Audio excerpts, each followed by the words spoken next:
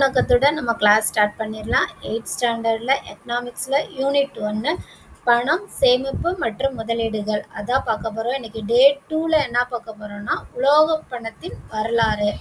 கொஞ்சம் voice throat இன்ஃபெக்ஷனாக இருக்குது, கொஞ்சம் பெயின்ஃபுல்லாக இருக்குது, அதனால் கொஞ்சம் வாய்ஸை அட்ஜஸ்ட் பண்ணிக்கோங்க. 2 or 3 டேஸில் சரியாயின்னு நினைக்கிறேன். ஓகே, கிளாஸ் ஸ்டார்ட் பண்ணிடலாம். ஓகே, டே 2ல் வந்து என்ன பார்க்க போகிறோம்னா பணம், சேமிப்பு மற்றும் முதலீடுகள். எப்பயும் வழக்கம் போல் என்ன பண்ணுவோம், ஜஸ்ட் ஒரு கோத்ரூ பண்ணிட்டு வருவோம். நேத்தோட கிளாஸில் நம்ம என்ன பார்த்தோம்னா பண்டமாற்று முறை பார்த்தோம். பண்டமாற்று முறைனா என்ன சொன்னோம், நம்மக்கிட்ட இருக்க இப்போ நம்ம வீட்டில் நெற்கதிர்கள் நிறையா விளைஞ்சிருக்குன்னா நம்ம அதை கொண்டு போய் கொடுத்துட்டு நமக்கு தேவையான கோதுமையோ இல்லை வேறு ஏதோ ஒன்றோ நம்ம என்ன செய்யலாம், கலெக்ட் பண்ணிட்டு வரலாம். நம்ம ஆனால் அவங்களுக்கு ஒன்று கொடுத்துட்டு அதே அளவு அவங்க நமக்கு ரிட்டர்ன் பண்ணுவாங்க. நமக்கு என்ன தேவையோ அந்த பண்டத்தை மாற்றிக்கிறது, அதை என்ன சொல்ல, அந்த நெல்லை வந்து ஒரு பண்டம் சொல்கிறாங்க, பொருட்களை அதே போல் மாற்றுவாங்க. அதே தான் பண்டமாற்று முறை சொன்னாங்க இல்லையா. அதை பார்த்தாச்சு. இன்னைக்கு வந்து பணம் எப்படியெல்லாம் பரிணாம நிலையை அடைஞ்சு வந்தது அப்படின்னு பார்க்கலாம்.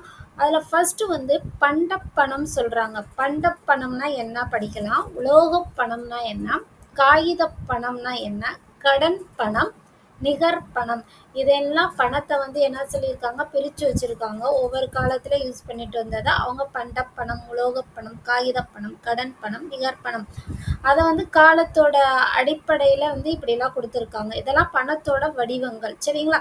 இது எப்படி இருக்குன்னா காலம், இடம், சூழ்நிலைக்கு ஏற்ப வந்து பணம் வந்து பல நிலைகளில் மாறும். அப்படிதானே, நம்மளோட தாத்தா பாட்டி காலத்தில் எப்படி இருந்தது, நம்ம அப்பா அம்மா காலத்தில் எப்படி இருந்தது, இப்போ எப்படி இருக்குது. ஸோ இந்தியாவில் பணம் எந்த மாதிரி இருக்கும், யூரோப்பியன் கண்ட்ரீஸில் எப்படி இருக்கும், ஆப்ரிக்கன் கண்ட்ரியில் எப்படி இருக்கும், அமெரிக்காவில் எப்படி இருக்கும், அதே இது யுஏஇயில் எப்படி இருக்கும், அந்த மாதிரி ஒவ்வொரு இடத்துக்கு தகுந்த மாதிரி, சூழ்நிலைகளுக்கு தகுந்த மாதிரி பணத்தோட நிலை வந்து மாறும், உருவாகும். அப்படி தானே, ஓகே தானே. சரி, இதெல்லாம் நம்ம பார்க்கலாம், டீட்டெயில்டாக பார்க்கலாம். சரியா. இன்னையோட கிளாஸ் வந்து உலோக பணத்தோட வரலாறு, உலோக பணத்தின் வரலாறு. உலகம் வந்து எந்த மாதிரி உலோகத்தை பயன்படுத்தினாங்க, எப்படிலாம் அது மாறி இப்போ என்ன ஸ்டேஜில் இருக்குன்னு பார்க்கலாம். உலோகத்தை வந்து ஃபர்ஸ்ட் தங்கம், வெள்ளி, வெண்கலம் இதில் தான் உலோக பணமாக பயன்படுத்தப்பட்டது. இதெல்லாம் நாணயங்களை தான் என்ன செஞ்சாங்க, பணமாக பயன்படுத்தினாங்க. அடுத்து அதில் வந்து முத்திரை பதிச்சிருவாங்க. இப்போ முகலாயர்கள் ஆண்டாங்கன்னா அந்த வெள்ளி நாணயத்தில் முகலாய சிம்பல் போட்டு நம்ம இந்தியாவில் அப்படி பண்ணுவாங்க. பிரிட்டிஷ் ராணி எலிசபெத் இருப்பாங்களே, அவங்க பிரிட்டிஷ் ராணி அப்போ யாரோ அவங்களோட சிம்பலை போடுவாங்க. அப்படி ஒவ்வொரு கண்ட்ரிலையும் ஒவ்வொருத்தருக்கும் ஒவ்வொரு சிம்பல், அதுதான் முத்திரை. அவங்க முத்திரையை வந்து அதில் அடித்து அதை ஒரு கருவியாக வந்து பணமாக பரிமாற்ற கருவியாக வந்து செயல்படுத்தினாங்க. இதெல்லாம் உண்மைன்னு வரலாற்று ஆசிரியரான ஹெரோடோட்டஸ் வந்து எப்போ கண்டுபிடிக்கிறாருன்னா 8ஆம் நூற்றாண்டில் லிடியான்ற கண்ட்ரியோட லிடியாவோட பேரரசர் மிடாஸ் வந்து உலோக நாணயத்தை என்ன செஞ்சிருப்பாரு, கண்டுபிடிச்சிருப்பாரு. ஆனால் அதுக்கு முன்னாடியே 6ஆம் நூற்றாண்டில் நம்மளோட மகாஜன பதங்கன்றவர் பூரணாஸ், கர்ஷபணம், பனாஸ் போன்ற நாணயங்களை அச்சடிக்கப்பட்டாங்க. ஆனால் அந்த வரலாற்று ஆசிரியர் ஹெரோடோடஸ் என்ன பண்ணுறாரு, 8ஆம் நூற்றாண்டில் தானே கண்டுபிடிச்சாங்க. லிடியாவோட பேரரசர் மிடாஸ் வந்து உலோக நாணயத்தை கண்டுபிடிச்சாருன்னு சொன்னார். ஆனால் அவர் என்ன சொன்னார், 8ஆம் நூற்றாண்டில். ஆனால் அதுக்கு முன்னாடி 6ஆம் நூற்றாண்டிலேயே நம்மளோட இந்தியாவில் மகாஜன பதங்கன் வந்து அதை கண்டுபிடிச்சு நாணயங்களை வெளிவிட்டிருக்காரு.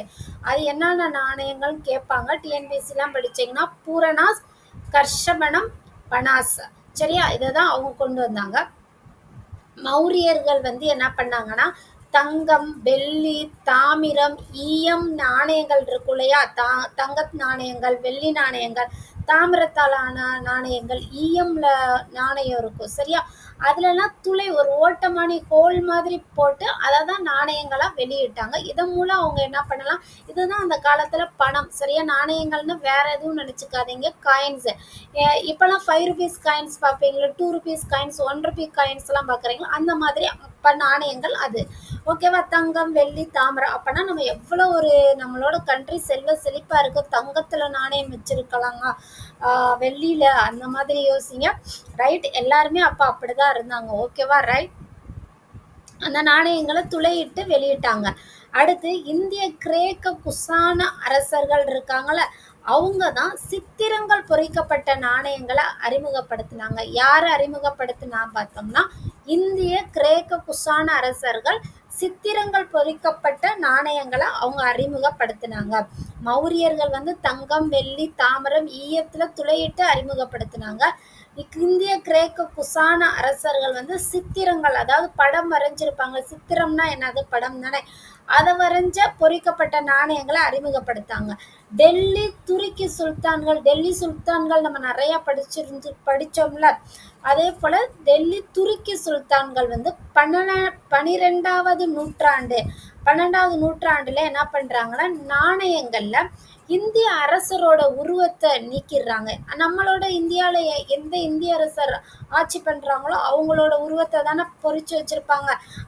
அதை நீக்கிட்டு இஸ்லாமிய எழுத்துக்கள் பொறித்து வெளியிட்டனர். சுல்தான்கள் யாரு? முகலாய பேரரசு வந்துடும். அப்ப அவங்க இஸ்லாமிய எழுத்துக்கள் பொறித்து வெளியிட்டனர். எத்தனாவது நூற்றாண்டில் கேட்டா 12வது நூற்றாண்டில். ஓகே, இப்ப டாங்கானா என்னன்னா தங்கம், வெள்ளி, தாமிரத்தால் ஆன நாணயங்களை தான் டாங்கான்னு சொன்னாங்க. எதெல்லாம் ஆன நாணயங்கள்? தங்கம், வெள்ளி மற்றும் தாமிரத்தால் ஆன நாணயங்களை டாங்கான்னு சொல்லியிருப்பாங்க. ஜிட்டால்ன்றது மதிப்பு குறைந்த நாணயங்கள் வந்து ஜிட்டால். சரியா? ஜிட்டால்னா மதிப்பு குறைந்த நாணயங்கள், டாங்கானா தங்கம், வெள்ளி, தாமிரத்தாலான நாணயங்கள் டாங்கா சொல்றாங்க. ஷெர்ஷா சூரி யாருன்னா முகலாய அரசருக்கு அடுத்து வந்து சூர் வம்சத்தை நிறுவியிருப்பாரு இந்த ஷெர்ஷா சூரி.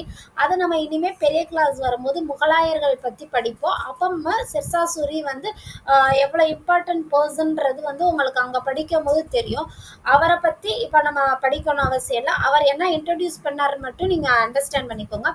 178 கிராம் எடையுள்ள வெள்ளி நாணயத்தை வெளியிட்டார். எத்தனை கிராம் கேட்பாங்க? 178 கிராம் எடையுள்ள வெள்ளி நாணயத்தை வெளியிட்டார். அதுக்கு என்ன பேர் வச்சிருக்காங்கன்னா ரூபியானா வெள்ளி நாணயம். இவர் வெளியிட்ட வெள்ளி நாணயத்தோட பேர் என்ன? ரூபியா. அப்புறம் 40 தாமிர துண்டுகள் இல்ல பைசா போன்றவற்றை பயன்படுத்துறாங்க. 40 பணமா என்ன பண்ணுவாங்க? 40 தாமிர துண்டுகள் அல்லது பைசா போன்றவற்றை என்ன செஞ்சாங்கன்னா பயன்படுத்தினாங்க. முகலாயர்கள் காலம் முழுமையுமே வெள்ளி நாணயம் தான் பயன்பாட்டுல இருந்துச்சு. சரிங்களா? புரியுதா? முகலாயர் காலம் முழுவதுமே என்ன பயன்பாட்டில் இருந்துச்சு? வெள்ளி நாணயம் தான் இருந்துச்சு.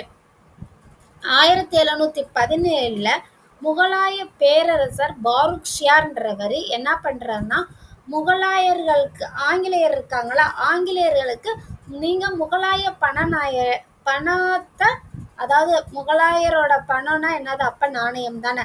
அத பம்பாய் அச்சகத்துல அச்சடிக்க அனுமதி கொடுக்கிறாரு. யாருக்குன்னா ஆங்கிலேயருக்கு. எப்படி முத ஜஹாங்கீர் என்ன பண்ணாரு? அவங்களுக்கு வர்த்தகம் வைக்க அனுமதி கொடுத்த மாதிரி முகலாய பேரரசர் பாருக்ஷியார் என்ன பண்றாரு? ஆங்கிலேயர்களுக்கு நாணயத்தை, ஆனா என்ன நாணயத்தை? முகலாயர் பண நாணயத்தை அச்சடிக்க அனுமதி கொடுத்துட்டாரு. இதுல ஆங்கில தங்க நாணயங்களை என்ன சொல்றாங்கன்னா கரோலினா அப்படின்னு சொல்றாங்க. தங்க நாணயங்களை என்ன ஆங்கிலேய தங்க நாணயங்களை கரோலினாவும், வெள்ளி நாணயங்களை ஏஞ்சலேனினா, செம்பு நாணயங்கள் கப்ரூன், வெள்ளி நாணயத்தை டின்னின்னு அழைக்கிறாங்க. ஆங்கிலேய தங்க நாணயங்களை கரோலினாவும், வெள்ளி நாணயங்களை ஏஞ்சலினாவும், செம்பு நாணயங்களை கப்ரூன்னு கூப்பிடுறாங்க. வெண்கலம் நாணயத்தை டின்னின்னு சொல்றாங்க. இதுதான் உலோக பணத்தோட வரலாறு. உலோக பணம் இப்படிதான் வந்தது, பயன்பாட்டிலையும் இருந்தது. இதையோட இன்னைக்கு டே 2ல உலோக பணத்தோட வரலாறு கம்ப்ளீட் ஆகுது. நாளைக்கு அந்த பணம் என்னெல்லாம் வடிவத்துல இருந்து நம்ம படிச்சோம் இல்லையா, அந்த பணத்தோட வடிவங்கள்ல வந்து நாளையோட கிளாஸ்ல பார்க்கலாம். நல்லதே நடக்கும், நம்பிக்கையோட இருங்க. வீடியோ பிடிச்சிருந்துச்சுன்னா சப்ஸ்கிரைப் பண்ணுங்க, உங்க ஃப்ரெண்ட்ஸ்க்கு வந்து ஷேர் பண்ணுங்க. நன்றி, வணக்கம்.